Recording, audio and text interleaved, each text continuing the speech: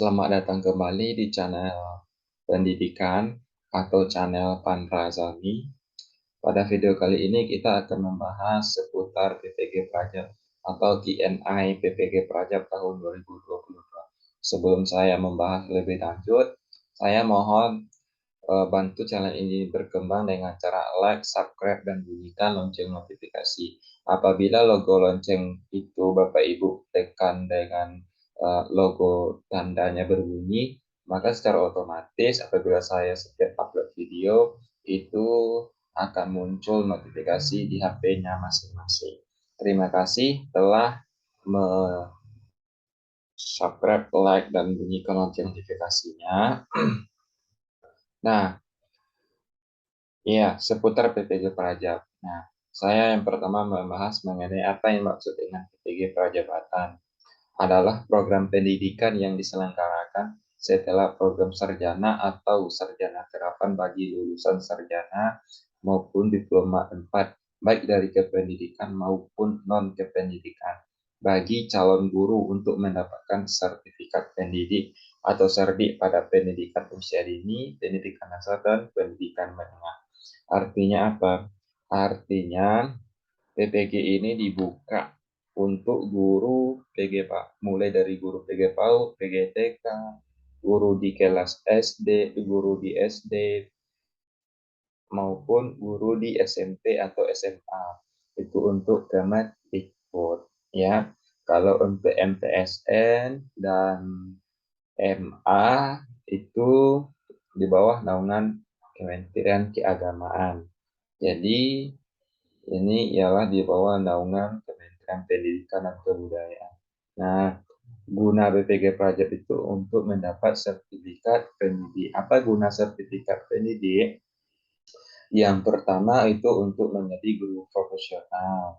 Yang kedua, secara langsung itu kita akan diprioritaskan menjadi lulus ASN P3K, P3K maupun CPNS. Dan yang ketiga, kegunaan serti itu ialah apa? Itu bisa kita gunakan untuk mendapatkan fee atau gaji sertifikasi. Jadi kalau Bapak Ibu juga lulus PPG dan juga lulus P3K nantinya, jadi ada dua subbagian gaji yang Bapak Ibu terima gitu. Nah, kemudian yang kedua, apa saja manfaat ya. Seperti yang saya sudah saya bilang tadi, memperoleh sertifikat, meningkatkan kompetensi guru dan memulai karir sebagai guru profesional, memperoleh pengakuan sebagai guru profesional. Ya, artinya apa? Artinya Bapak Ibu sudah terdaftar atau tercatat sebagai guru profesional dan dikeluarkan fee atau gaji oleh negara sendiri. Ya, kemudian yang ketiga, apa perbedaan PPG Prajabatan saat ini dengan PPG Prajabatan sebelumnya? Ya, secara umum, PPG Prajabatan saat ini disebut dengan PPG Prajabatan model baru. Jadi, PPG Prajabatan sekarang ini sangat berbeda dengan PPG Prajabatan tahun sebelum-sebelumnya. Yang pertama, peserta PPG Prajabatan ditetapkan berdasarkan kebutuhan guru. Ya, tahun ini ada formasinya 40.000 guru. Nah, 40.000 formasi 40.000 guru itu ialah guru untuk mengisi kekosongan guru yang pensiun tahun 2023 sebanyak 40.000 orang itu. Jadi, kita dengan secara tidak langsung kita sudah pasti mendapatkan tempat gitu. Kemudian lulusannya memiliki kepastian direkrut menjadi guru. Iya, sebab kita sudah digaji oleh pemerintah, oleh induksi guru pemula terintegrasi dengan PPG Prajabatan. Kemudian yang keempat, struktur kurikulum PPG Prajabatan terdiri dari mata kuliah inti, selektif, dan efek elektif. Kemudian pelaksanaan PPL ya dimulai sejak semester 1 dan semester 2. Kemudian yang Selanjutnya, semua pemangku kepentingan bersinergi seperti pemerintah pusat, Pemda, universitas, dan sekolah. Makanya dengan adanya kesinergisitasan ini, itu sekitar sudah tahu, ya, sudah tahu di mana tempat kita mengajar gitu. Kemudian pelibatan guru penggerak dan praktisi pendidikan dalam proses pelaksanaan PPG Prajabatan. Ya, siapa saja yang bisa mendaftar PPG Praja? Yang pertama WNI, selanjutnya belum memiliki dapodik dan simpatika. Kalaupun sudah mempunyai dapodik, bisa. Kalau memang ingin sekali daftar PBG Prajabatan, itu nonaktifkan saja dulu dapodik ataupun simpatikanya. Yang ketiga, memiliki ijazah S1 atau D4. Ya, ini catat ya. Baik non pendidikan maupun pendidikan itu bisa mendaftar seperti pendidik geografi non kependidikan itu kan non kependidikan atau NK bisa mendaftar menjadi guru geografi nantinya. Kemudian IPK minimal 3,00 maksimal usia 32 tahun. Kenapa usia 32 tahun?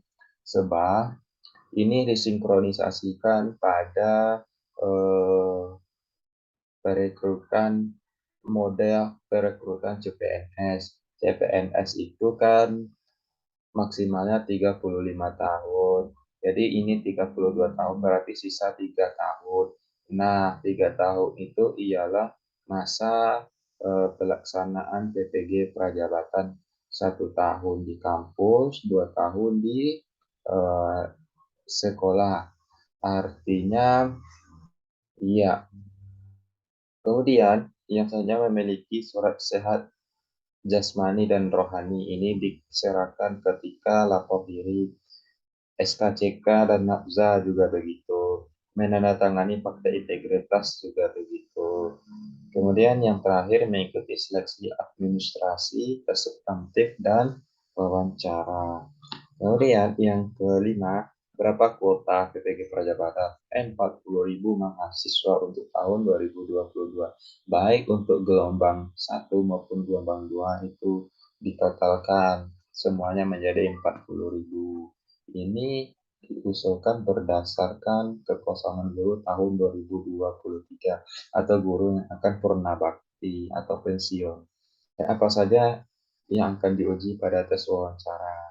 Ya, secara umum tes wawancara itu menguji kompetensi, kepribadian, dan motivasi kompetensi. Nah, ini dilihat dari kompetisi kita sebagai seorang guru gitu. Bukan untuk kompetisi konten atau bidang guru kita masing-masing. Nah, ini kompetisi ini secara umum, kompetisi guru. Ya, ini dilihat oleh asesor. Kemudian kepribadian. Ya, tujuan hidup ya. Nah, kepribadian Anda sehari-hari itu apa saja yang Anda lakukan.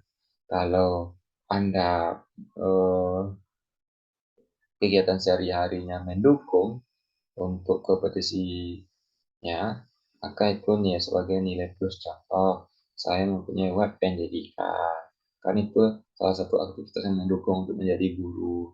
Udah yang C, motivasi. Nah, ini ditanya ini tujuan hidup ini. Ya, bagaimanapun jawaban Anda tuh harus mengarah kepada guru. Ya, bagaimanapun kondisi Anda saat sekarang. Contoh, apa motivasi Anda? Apa tujuan hidup Anda? Tujuan hidup saya adalah sebagai pendidik. Dikasih alasan. Kenapa? Kenapa kita tujuan hidup kita menjadi seorang pendidik? Gitu. Kemudian, bagaimana pelaksanaan PPG Prajabatan tahun 2022?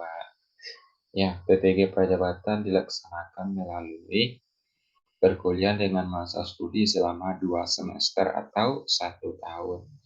Nah, ini sebanyak 39 SKS, 19 semester 1 dan 20 semester 2, 20 SKS. Perkuliahan dimulai dengan orientasi. Nah, orientasi ini tergantung kebijakan kampus masing-masing. Apakah online maupun tatap muka gitu. serangkaian kegiatan pembelajaran di kampus, sekolah, dan masyarakat. Ya, sesuai dengan kata saya tadi, kalau di kampus itu blended learning atau sesuai kebijakan dosennya masing-masing. Kalaupun online kuliahnya, ya boleh. Tapi ingat PPL itu harus luring maupun tatap muka di sekolah dan di masyarakat juga begitu. Kemudian diakhiri dengan ujian kompetensi profesi guru. Ya, ini sama kayak UAS lah, ya. Ujian akhir semester di program sarjana. Kemudian yang kedelapan, apakah masuk PPG Prajab tahun 2022 dipungut biaya? Tidak.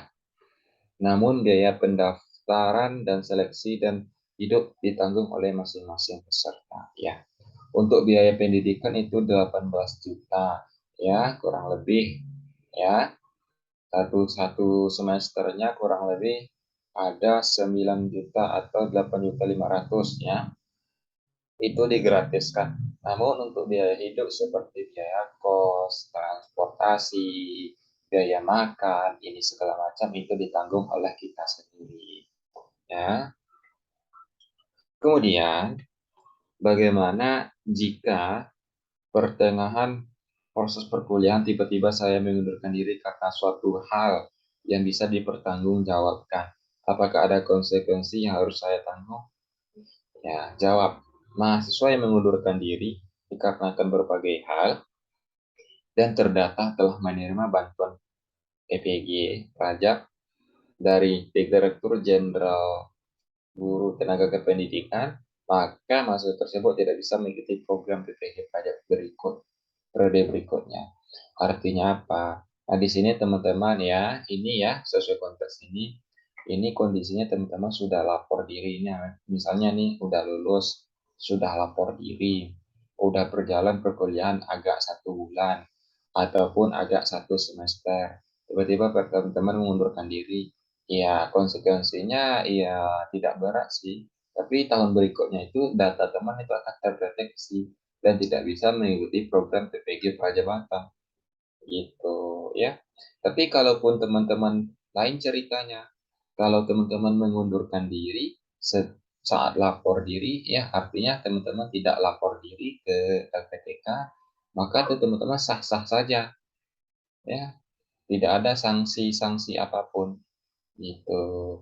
Coba PPG Prajab, coba belum mulainya PPG Prajab, belum kita dapatkan bantuan pendidikan itu, ya. Kemudian yang ke-10, apa guru lulusan S1 yang prodinya belum terakreditasi bisa mengikuti PPG? Tidak. Karena syarat calon dari mahasiswa tersebut ialah dari perguruan tinggi dengan program studi terakreditasi minimal D. Kalau prodi teman-teman ini akreditasinya C ataupun terakreditasi, ya mohon maaf saja dulu tidak bisa mengikuti program PTK Prajabatan ini. Kemudian, bagaimana moda perkuliahan PTG Prajabatan? Apakah daring ataupun luring? Jawab, dilaksanakan luring dan daring atau hibrid maupun blended dengan catatan menyesuaikan kebijakan pemerintah dan kondisi APTK. Ya, artinya untuk perkuliahan itu, ya, tidak ada aturan tetap dari kementerian. Namun ini diserahkan kepada universitas atau tempat teman berkuliah. Kalau kata dosennya online, perkuliahannya ya bisa online. Tapi kalau PPL ini ya memang tidak bisa online. Ya, ini memang harus luring. PPL semester 1 itu ada 6 SKS. PPL semester 2 itu ada 10 SKS. Nah, yang terakhir, apakah tenaga administrasi sekolah yang memiliki ijazah S1 pendidikan boleh mengikuti PPG Prajab? Jawab, sesuai syarat calon mahasiswa PPG Prajab tahun 2022 yang boleh mendaftar yaitu belum terdaftar sebagai guru atau kepala sekolah di Dapodik. Ya, ini artinya apa? Ini artinya kalau teman-teman itu ijazahnya, ya, rasanya kalau ijazah S1 pendidikan asal belum terdaftar di Dapodik, ya, itu boleh-boleh saja. Contoh, teman-teman sekarang sebagai tenaga TU, ya, sebagai TU di sekolah. Dapodiknya itu Dapodik TU, bukan Dapodik guru ke guru, ya. Itu sah-sah saja, teman-teman. Coba Dapodik teman-teman itu bukan Dapodik guru, Dapodik tenaga administrasi, ya. Ya, contoh konkretnya, nah, teman-teman jurusan PKN. Nah, sebagai sekarang sudah 1 tahun yang lewat sudah dapat Dapodik sebagai TU. Nah, ketika teman-teman daftar PPG Praja Guru PKN, ya itu bisa sebab teman-teman itu belum terdaftar sebagai guru PKN di Dapodik. Ya, nah mungkin itu seputar PPG Prajabatan tahun 2022. Ya, saya kasih bocoran untuk video-video berikutnya. Saya akan mengasih tips dan trik, ya, untuk mendapatkan beasiswa biaya hidup, ya, sebab PPG Prajab tidak menanggung biaya hidup. Nah, bagaimana kita cara mencari beasiswa biaya hidup untuk teman-teman, ya, seperti biaya kos, biaya makan, transportasi, itu bisa dicari, ya. Jadi tunggukan video-video berikutnya. Terima kasih. Salam sehat, salam semangat. Bapak Ibu semuanya, jangan lupa like, subscribe, dan bunyikan lonceng notifikasinya.